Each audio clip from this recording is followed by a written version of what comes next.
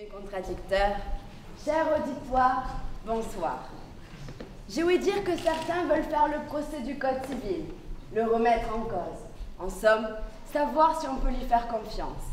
Eh bien, je suis outrée, énervée, que l'on puisse protester contre le Code civil, aussi vil soit-il. Il est question ici, mesdames et messieurs, de dénier toute l'histoire du droit, mais aussi la nôtre, en tant que personne. Je me vois donc défenderesse du Code civil face à un contradicteur grand, fort, voire beau pour certains dont le regard se serait brouillé au fil des plaidoiries. Mais il n'est rien, je me battrai, car le rocher perce, car la rivière perce le rocher non pas par sa force, mais par sa persévérance. Je vous en conjure, ne faites pas ici le procès sordide, cynique, indécent et dépravé du Code civil, comme il a été fait celui des fleurs du mal. Ce Code civil, dont nous sommes tous assoiffés de le déchiffrer, est bien plus qu'un code de conduite, qu'un code secret, que le code de la route du droit. Il est le code postal de la justice, le code du secret juridique, le Da Vinci Code de ce temps. Mettons ce Code civil au centre de nos vies, qu'il soit le centre-ville de notre esprit, car il est, ne vous en déplaise, le noyau de notre survie.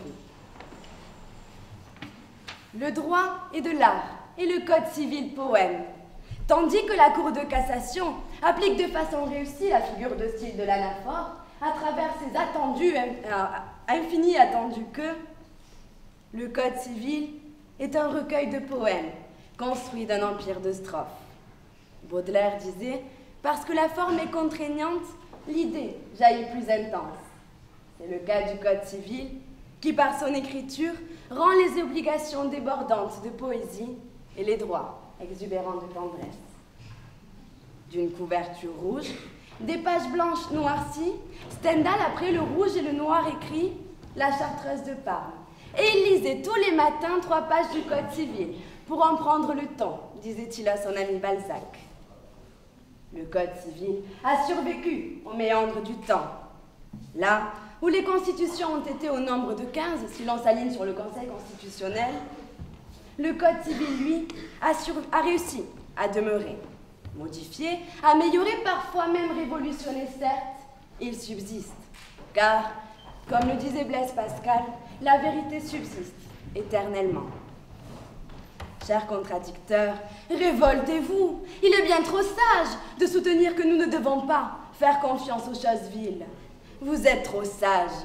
Et comme le disait Oscar Wilde, les gens bien élevés contredisent les autres, les gens sages se contredisent eux-mêmes.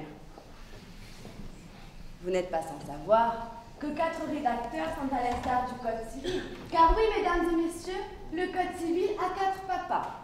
Tronchet, de Bigot, de Malville, de Portalis, 4 papas et aucune maman. Ce qui aurait fait hurler Brigitte Bardot, le Code civil l'a fait en 1804. Avant-gardiste donc, il est aussi notre avenir. Le Code véhiculant le droit et non le droit véhiculant le Code est d'un certain intérêt, que dis-je? D'un intérêt certain. Les mots ont la virtuosité d'échapper à leurs auteurs pour en prendre des sens nécessaires, des sens qui ont des alliés, en l'espèce la jurisprudence. Afin d'illustrer mon propos, je vous invite à prendre ensemble l'article 1382, selon lequel, je cite, « Tout fait quelconque de l'homme qui cause à autrui un dommage oblige celui par la faute duquel il est arrivé à le réparer. » Ce dernier comprend 24 mots et a donné lieu à d'innombrables exégèses et à une jurisprudence considérable. Il en est honorable membre du jury, l'exemple le plus parfait. J'aurais pu édicter ici bien d'autres articles, mais je ne vais pas vous y contraindre. D'une part parce que j'en ai pas envie, et d'autre part parce que nul n'est censé ignorer la loi. De plus, faire confiance au Code civil serait souhaiter l'anarchie. Ni Dieu ni maître. Sans Dieu, d'accord, mais sans maître. Étonnant pour quelqu'un qui veut devenir avocat. L'amour, on le sait, ne connaît pas de droit. Mais je fais aujourd'hui au droit ma déclaration d'amour, en la faisant au Code civil. Je regrette sincèrement, chers contradicteurs, privatistes qui puisaient, que nous ne la faisions pas ensemble. Je revendique ainsi seul cet amour. En effet, je l'aime comme un fou, comme un soldat, comme une star de cinéma. Certains prétendent qu'il est vil. Eh bien, admettons. Si vil est le code, pour qui l'est-il? Et quand? L'est-il entièrement? Le vil et les membres les plus avisés de cette salle y conviendront, étant ne peut plus subjectif.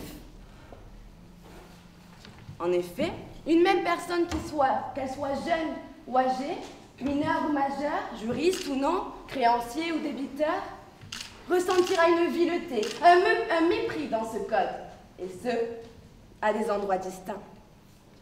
Chers membres du jury, si le code est vil, il est de façon subjective. Ses apports sont quant à eux indiscutablement objectifs. Si le silence est d'or, c'est parce que la vérité blesse. La vérité que nous sommes dans un perpétuel rapport algolacnique. Pour ceux qui ne font pas du grec, je parle ici d'un rapport sadomasochiste qui nous plaît, que nous acceptons avec bienséance. Et quoi de plus sadomasochiste que de se faire du mal pour en ressentir du bien? Loin de moi l'idée d'aborder le sujet du sexe aujourd'hui, je vous encourage uniquement à entretenir ce rapport avec le code civil. Accepter le mal, le vil, pour en percevoir le bon, le bien. Nous devons lui faire confiance, comme nous le faisons lorsque nous acceptons qu'une aiguille nous traverse la peau au péril de souffrir. Car oui, une prise de sang est une chose vile, méprisable, mais nous l'acceptons, nous lui faisons confiance. Et ce, parce que nous savons que c'est pour notre bien. Tant d'autres exemples pourraient soutenir ma thèse.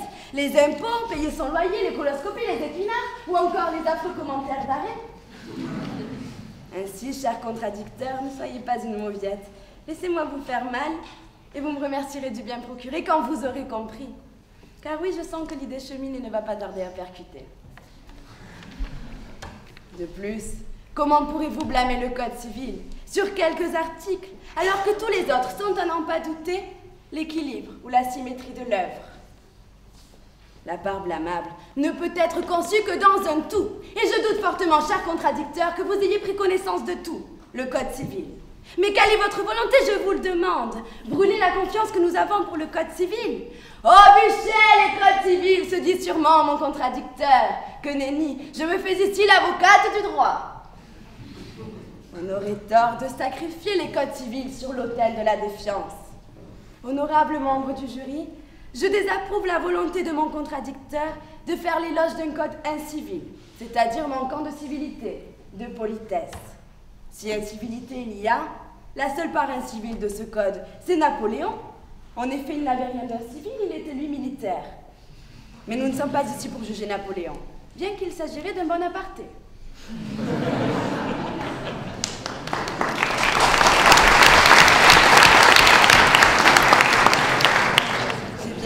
J'ai bien peur que mon contradicteur se noie dans l'incohérence et tente de vous faire couler avec lui.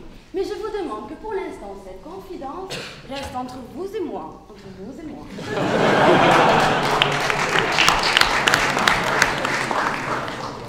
L'exaltation du mal dont je suppose que vous vous apprêtez à faire, comme le faisait Maître chez Destange, est selon ce dernier une incitation à la vertu. En effet, si je vous dépeins ainsi le vil, c'est que je veux vous inciter à la vertu.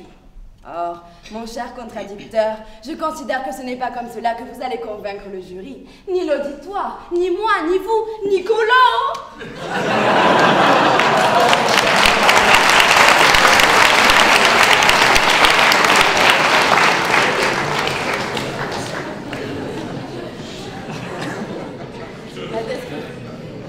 La description du mal, du mépris, ne vint pas. Celui-ci est bien plus fort que la vertu. Si le code est vil, eh bien je considère qu'il est d'autant plus beau, car contrairement à la vertu, tout comme le mensonge et le mépris, le code civil se construit. Je désapprouve toute personne qui tentera de défendre la morale à l'encontre du code civil. Dieu est ennuyeux. Le code civil, lui, rend notre vie plus intense. Chers contradicteurs, si par un malentendu vous réussissiez à détrôner le code civil, sachez qu'il reviendra. Et vil bibac. Si vil est le code, il nous permet malgré tout de l'être moins envers autrui. En effet, il nous permet de proposer une séparation de corps, à l'heure où d'autres diraient « casse-toi pauvre con ». Néanmoins, cher contradicteur, Cicéron disait qu'il appartient à tout homme de se tromper. Heureusement, je suis une femme, et pas si vil que ça. Le vil n'est pas gagnant dans ce combat, où le droit doit triompher et la confiance l'immortaliser. Finalement, le problème est peut-être la confiance chez mon contradicteur. Certainement, a-t-il été victime du dicton selon lequel seuls les cocus font confiance? Je vous demanderai néanmoins, cher contradicteur, d'élever le débat. Ne sombrez pas dans les méandres de la défiance.